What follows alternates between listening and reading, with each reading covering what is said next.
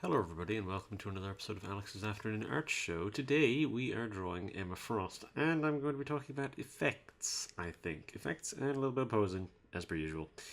Effects is going to be one of our big ones today. Because we've got some sort of psychic effects is what we're going to be going for here. Now, whenever I said effects, you probably thought I was going to be talking about the diamond stuff. But I might apply some sort of thing like that. Maybe I might do some sort of thing with that. We'll see. We'll think about that because that's a later problem. But this is obviously constructed for the psychic effects, so we'll see how that all turns out. This shouldn't be too bad. I mean, color-wise, this will be pretty easy. But it shouldn't be too bad, all in all. So I suppose I'll just show you what I have after I roll the intro. So yeah.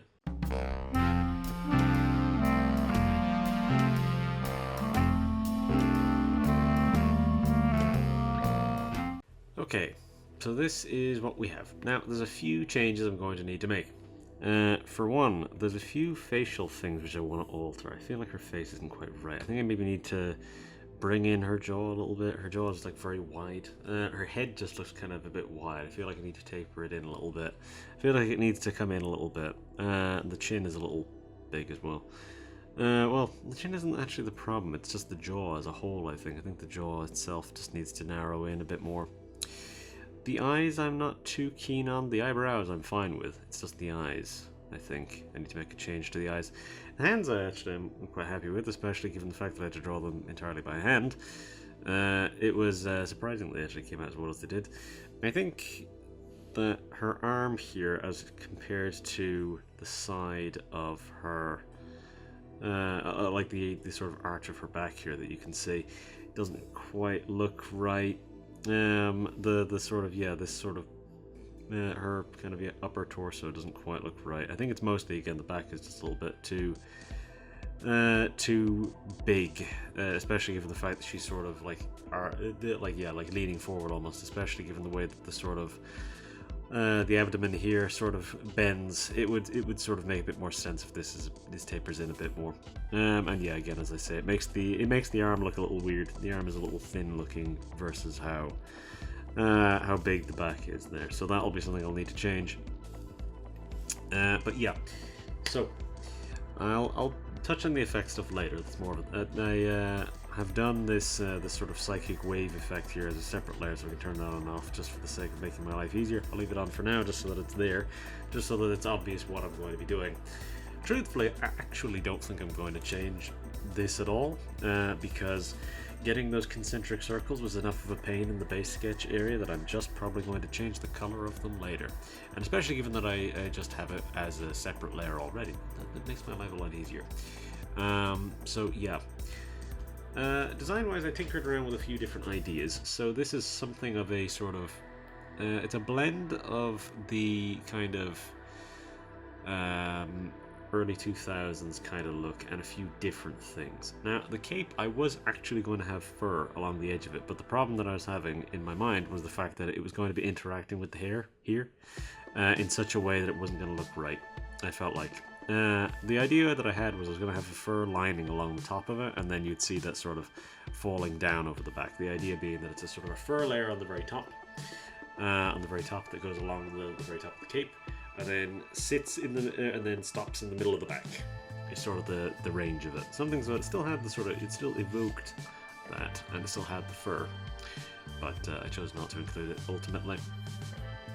And typically any of the sort of the sort of good versions, as opposed to the evil versions of Emma Frost, tend to not include the fur. The fur is usually only done in the evil versions. Typically, it's not a hard and fast rule. A lot of the time, it's a bit more dynamic than that. But yeah, this isn't like too crazy different from the sort of the kind of early 2000s look. The sort of main body piece here at the top is a little longer than it is in the early 2000s version. There's a lot of different costumes. They're all they all tend to float around the same kind of thing. So this is something of a sort of, again, it kind of, it's a bit of a middle ground. It's mostly the sort of yeah, but it is mostly the sort of the early 2000s one versus obviously all the different ones that came after and before. But yeah, adjustments wise, have to change the face a little bit. Probably should make this arm a little bigger because otherwise it looks a little thin as compared to the rest of the body. My brain is failing me here. This is the 7th art video I've recorded in a row, so I'm getting there in terms of the fatigue kicking in, but I feel like I can get through it. But yeah, effects wise, that's all stuff I have to talk about later. That will all be after the colors, because what I was thinking of doing is just sort of having like a little, maybe a glint sort of going on here, around the sort of temple where her hand is, and then like I was thinking about doing a sort of a diamond thing, like a half diamond thing, but ultimately I just don't think it really would add anything here, because obviously the problem there being is that the pose is constructed for the psychic wave, and logically, with the character, if memory serves, she can't use her psychic powers when in diamond form. So if she was even halfway going into the diamond form, it wouldn't really work. Now, I suppose I could incorporate some sort of diamondy effects into the costume, because I'm going to be using a two-tone sort of white. Because if I was just going to be using pure white, then this would take then it would be very hard to work with in that sense. So what I'm instead going to do is I'm going to be using two different tones of white. There's going to be one primary kind of core white, which will be the same as, which will be the cape and the sort of core sort of body pieces, and then there'll be a sort of a very light blue as an accenting color. So any of these sort of thicker areas here, the sort of trims, and then these little parts during these little bits of design in the trousers, and then the soles of the shoes and stuff like that, and all these little extra little accents, they will all be that sort of accent blue, of where it'd be a light blue color, just to sort of incorporate that into the design in such a way where it kind of just adds a little bit more going on there in that sense. And yeah, so I'm thinking maybe that the cape maybe should be a separate color from the rest of the white, but I also just sort of feel like it makes more sense if it's all if it is mostly the one white color, because typically her colors are not super varied. It's usually white and that's about it. White and maybe a little bit of blue in there or something like that. Sometimes it's a bit of gold or something like that in places, if there's any sort of little buttons or stuff like that. Those can vary between gold and silver. I'm not going to be using anything like that, so I don't need to think about that. The little X badge will probably be red. That's probably what I'll do. I'll just sort of do the normal X badge that I usually do, where it's black around the edge and then red in the middle, because I don't want to end up mixing too many different versions of that in as I'm doing these different drawings, because I feel like, again, I'm doing a lot of X-Men drawings, and I feel like I want to try and have them unify in some way. They're all sort of plucked in some little ways. The designs are sort of a little different here or there, but I want to have something to unify them, so the red and black X badge is what I'll probably stick with. It'll stand out, and that much is for sure, because normally the X badge that she has is yellow. It's yellow and red a lot of the time, rather than the black. I suppose the black does stand out against white, which is maybe why they don't use it, but I suppose we'll see how it looks. Is there anything else I really need to cover for nearly 10 minutes in, and I've not really done anything yet? Yeah, posing wise, this is not terribly complicated. It's obviously like I had to do the hands by hand, which I normally, I mean, whenever you're drawing hands, you kind of have to improvise a little bit, because a lot of the time, if you're looking at model hands, they're not going to really have the ones that you want. If you're looking at your own hands, hands are very inconsistent. So typically speaking, it's a better idea to sort of improvise parts of them while using reference for some bits. Like here, I mean, I use my own hand. Like I was just doing this as reference, just so that I could see this whole sort of the way that the hand should kind of bend and pose and things like that. I used my own hand as a reference for that, literally just looking at it, no, I didn't take a picture of it or anything for that. And then this hand was mostly improvised. And the cape and stuff like that. Cape is fairly simple. It's a bit rigid, of the way it sort of flows out and back, and then tucks down behind the boot here. But I think it's alright. Background-wise, it's not going to be very hard. Background-wise, I think we're just going to be using a bit of a mix of white and a blue and stuff like that. Maybe, I don't know. We'll get to that whenever we get to it. For now, I'm just going to get on with these details, and then I will be back to do the colours. I'm going to try and make some of these adjustments to the face and then the sort of shape of the body and stuff like that, because there's some stuff here which just is not working for me. So, anyways, I'll do all that stuff, and I'll be back to do the colours. So yeah.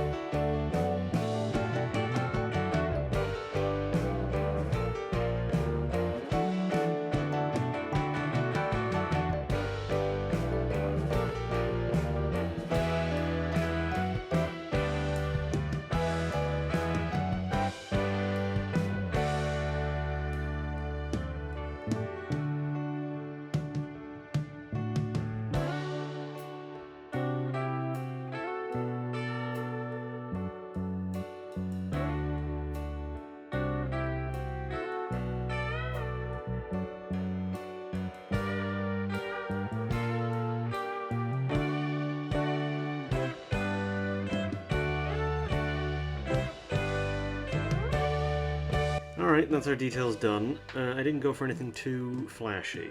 I made some sort of very granular adjustments to the face. I'll just show you as an example. So I brought in the sort of jawline ever so slightly, as you can see, and it's sort of just, it's a bit of a smoother taper along the jawline. The chin is still pronounced, but not so much so that I felt it was distracting like it was before. And the eyes I made ever so slightly narrower and a more defined shape. Now then, there's the back, the arching of the back, which I feel like I made a little better. It's more visible from a distance, I think. Just the sort of, again, it just feels a bit more natural the way it tapers. And I think I sort of toned down some of the detailing on the gloves and the trousers. I felt like they were a little much. I felt like I over detailed them a little bit in some ways, which is a very easy thing to do. It's very, very easy to over detail something. Now granted, in saying that, I do feel like there needs to be a little line there which shows the separation of the sort of the rotational value of the wrist. But yeah, so there is something to be said about over detailing, because yeah, as you can see here, like that's going to happen whenever you have obviously clothes. You're going to have stretch lines around certain things, especially if they're more form-fitting, such as the gloves and the trousers. You're going to get these little sort of ever so slight small little stretch lines, but generally speaking they shouldn't be so pronounced, especially as they were here, and there definitely shouldn't be so many of them. Again, if you're dealing with something form-fitting, you're going to be seeing something more like with the gloves, of where it just almost sort of smooths out the sort of harder edges that you might see in someone's skin. So that's the thing. Whenever you're dealing with something form-fitting and smooth, it's going to typically, again, as I say, smooth out the harder edges and some of the lines that you would otherwise get in skin. Sometimes it's going to pronounce them, like here with the hand and the wrist, or around the knee bend or the crotch or any of that stuff. You're going to see a little bit more bending than there would otherwise be in an actual on skin, and sometimes less. So generally speaking, you're going to get these tiny little folds along the center of the thigh, and you're going to get more pronounced ones around the knee, obviously, and then generally the shin isn't going to have very much at all. And it's obviously the same thing with the hand. Obviously there's a bit of a stretch here because the hand is bending back like that, so you're going to get a little stretch line there. Now here, maybe it shouldn't be there as much.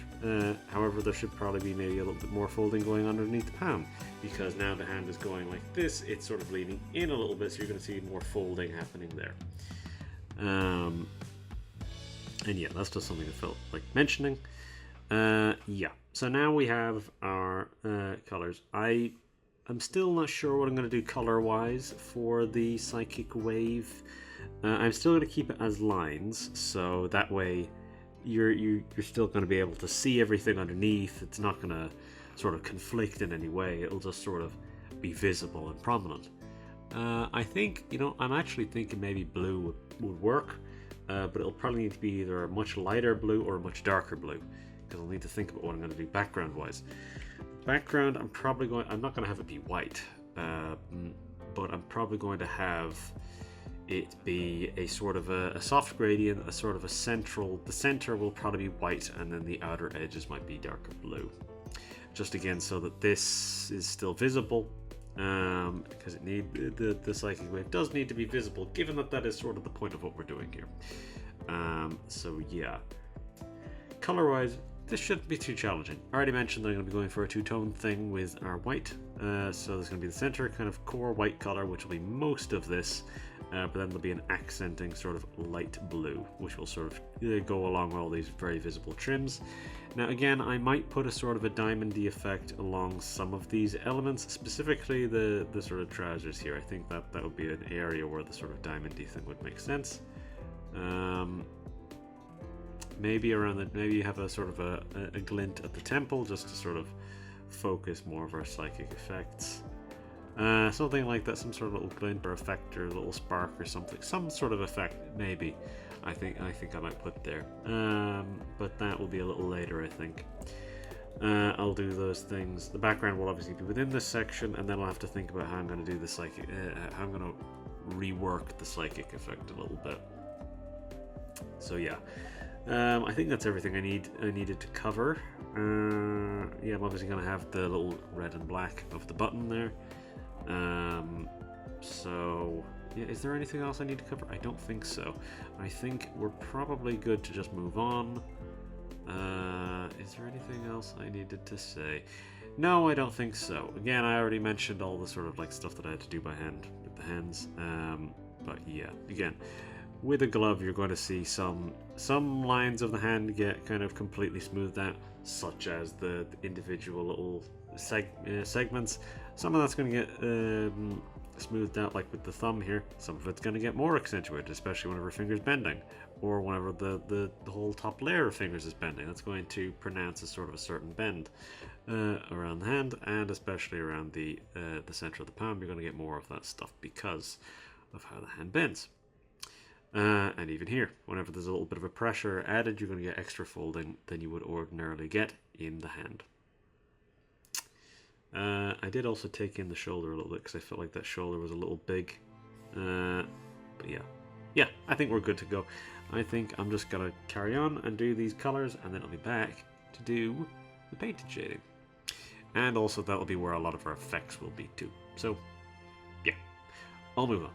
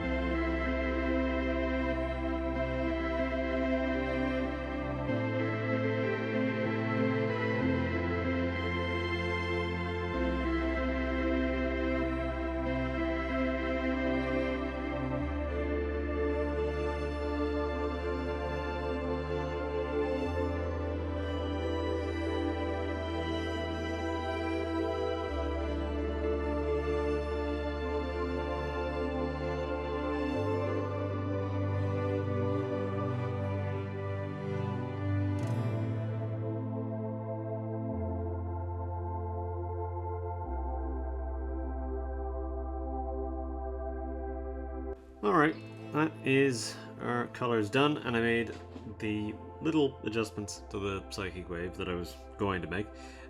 In that I just changed the color. It's still blue. I was going to go for paler blue, but it was practically invisible, so I had to make it something that you could actually see.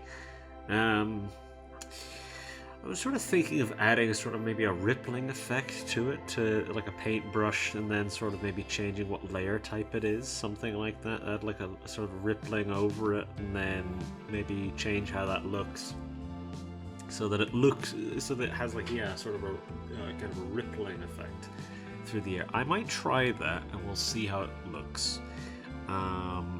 If I do try it, it will probably look very weird. But we will see, because obviously this is going to go over everything, so it will work in such a way where it might obscure some details that I maybe don't want obscured. So we'll see. We'll see how that works. It's the type of thing which it's an experiment. We'll see. If I do, it'll obviously be a paintbrush that'll then kind of wave along the sort of interior lines here, and then go up in segments. So the outer area will probably be the most intense, and then that sort of gets in and stuff like that. So if I'm going to do any of my little sparkles along any of these blue areas, I'll probably do those at the very end, because that's nothing to worry about right now. The painted shading is what I'm doing at the moment.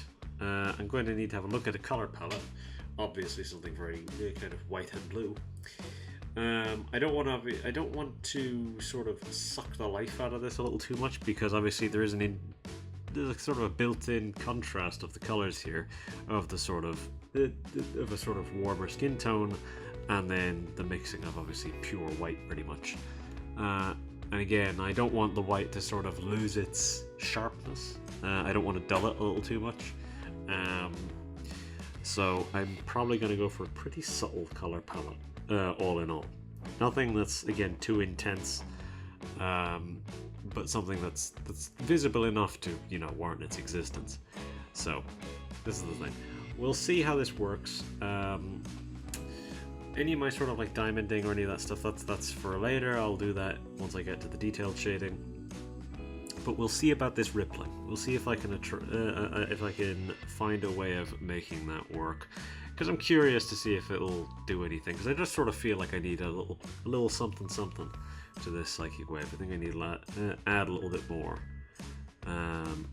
But yeah, okay. I'll move on, I'll do this painted shading, and then I'll be back to do the detailed shading and all those other little bits. So yeah.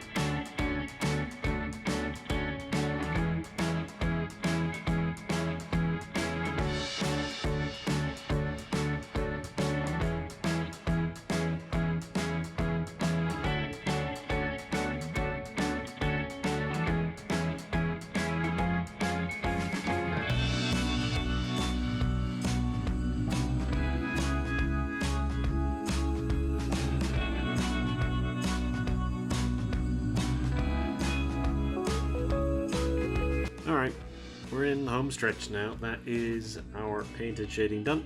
I tried to add some rippling, but it just didn't look very good.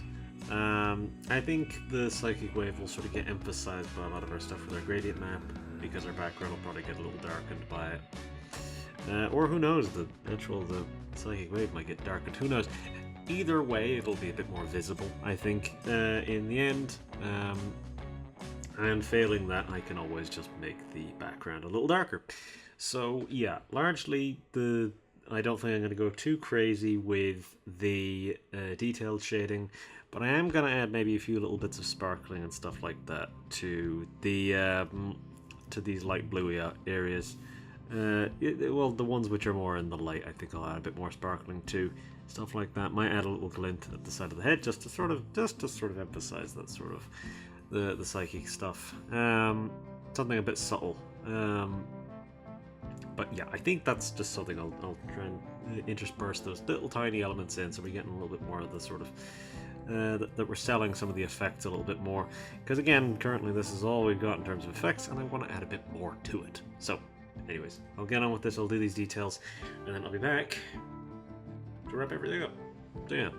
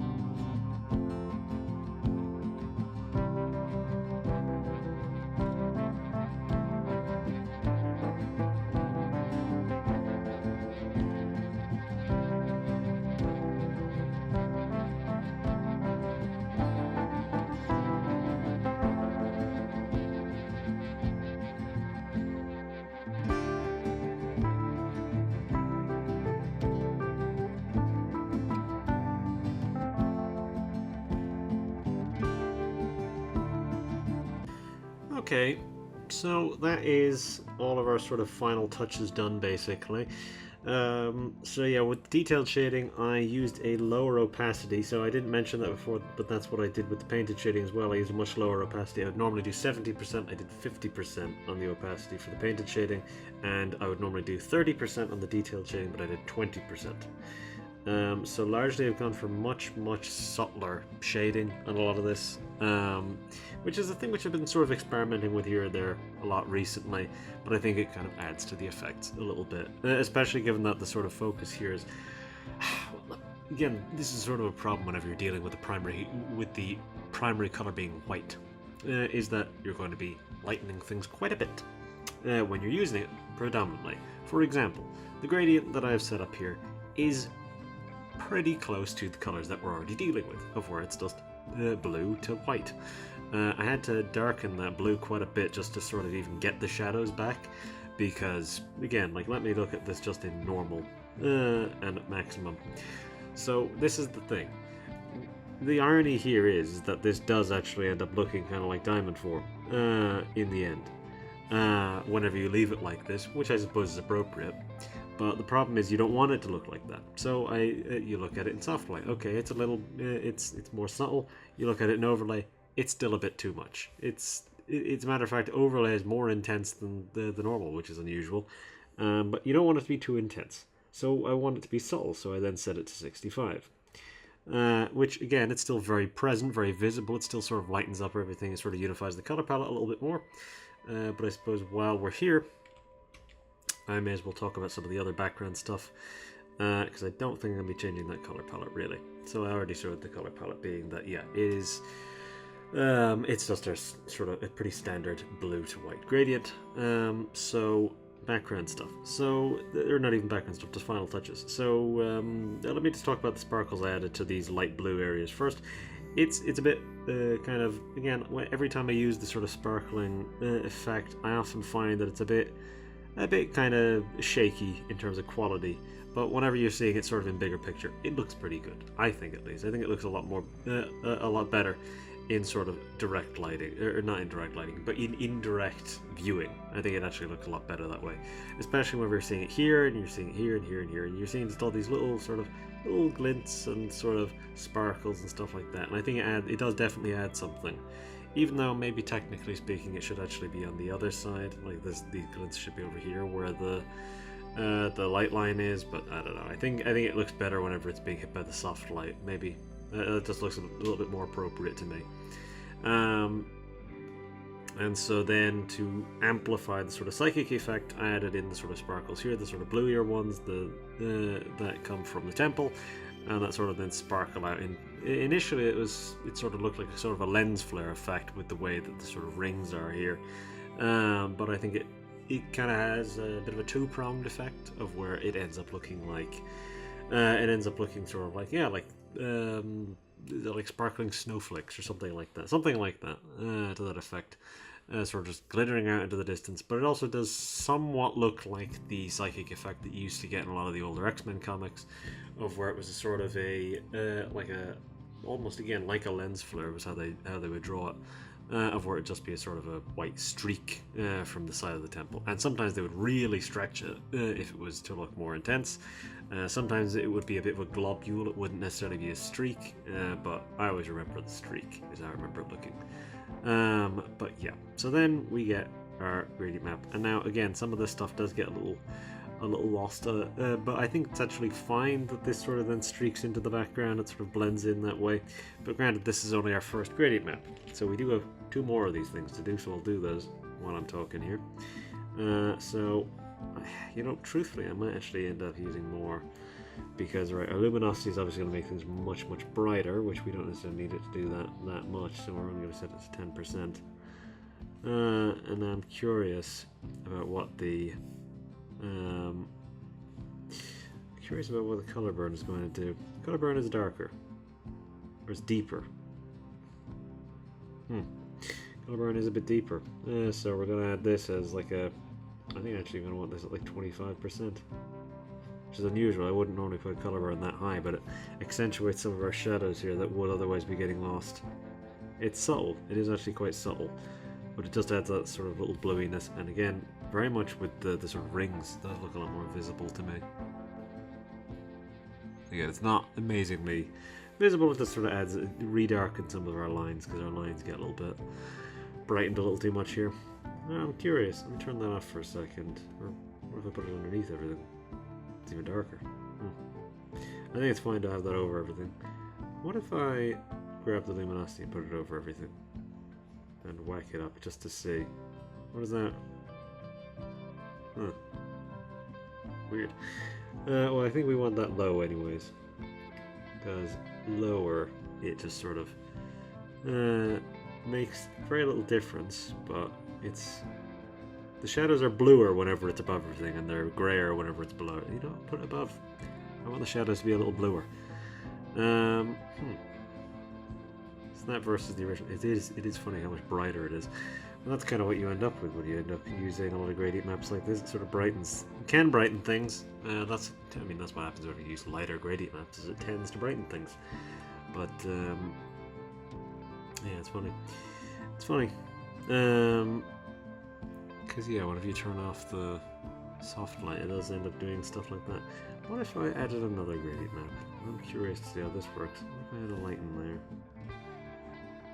Work that up a bit. What does that look like in maximum? Too much. The sparkles are very visible. If you turn that down to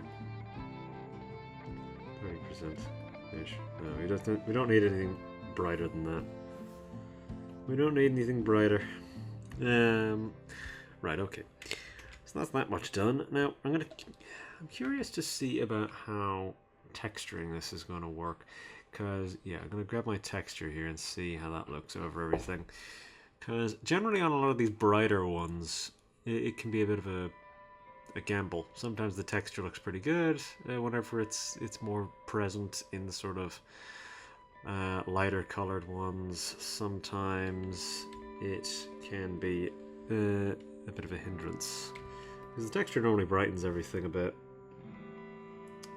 So let's put this on like 20%. That's kind of high. Maybe actually 15. Let's see how that looks on everything. Because it's obviously going to disperse. It's going to disperse some of these colors in ways that aren't necessarily going to be universally pleasant in the background. Again, it adds more of a sort of a soft gradient.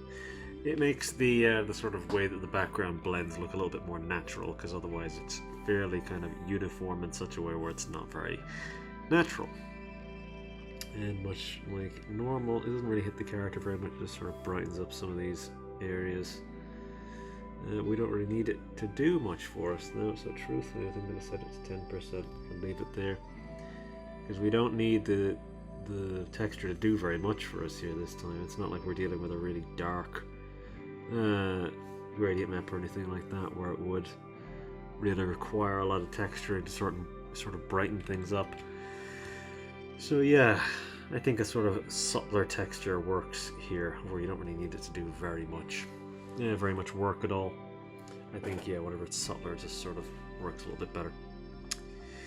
But yeah, that was that.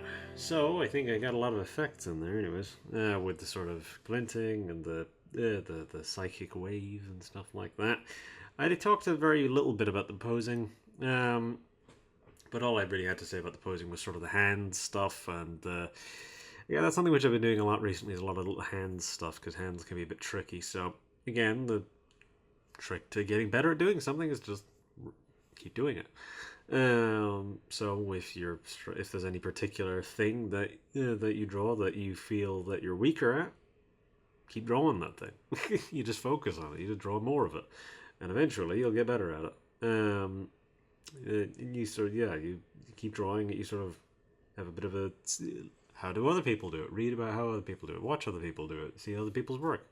See how they do it. Some people might have better ideas about it. Some people might you might just have you might find an artist who you like how they do it, and you might try and emulate their style a little bit, and then sooner or later you'll emulate a bunch of different artists, and then you'll end up finding some sort of in-between ground, which is the area where you like to do your art.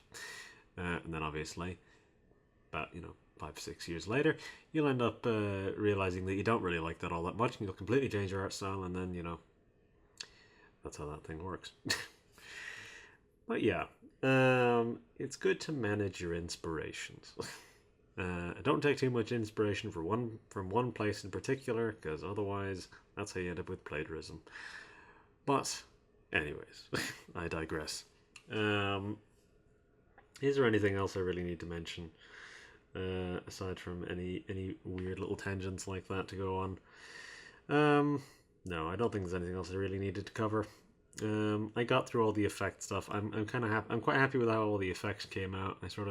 I'm happy with how all those little adjustments to the sort of details came out as well, because those were something which I was a bit kind of unsure of as I was going, was that a lot of the sort of detailing stuff wasn't looking right in the base sketch. So yeah, I think the next few base sketches look pretty good anyway. So we'll see, because by the time I get around to actually drawing those, I might completely change my mind on that. So we'll see. Anyways, I think that is us. So I will say my outro and then I'll leave you. So, if you liked the video, do whatever it is that you normally do, whether that be liking or not. I would, of course, prefer if you liked it, but I can't make you do that. So, whatever it is that you'd normally do is good enough for me. It's the same deal if you want to subscribe, go for it. I can't make you, but, you know, all I can do is politely suggest it, which I believe I have done. And, yeah, you've presumably seen a YouTube video before, so I don't need to tell you where the subscribe button is. It's below the video. I didn't need to tell you that, but, you know, well, I already have, so can't undo it now. If you have a suggestion for what you'd like to see me draw in the future, you can leave a comment, politely worded, or just don't do it. If you're not going to do it politely, don't do it at all. I would rather that rather than an impolite version of it. And yeah, if you choose to watch the next video, I will see you next time. So with all that said, that is us. I will say goodbye, and then I will let you go. So, bye-bye.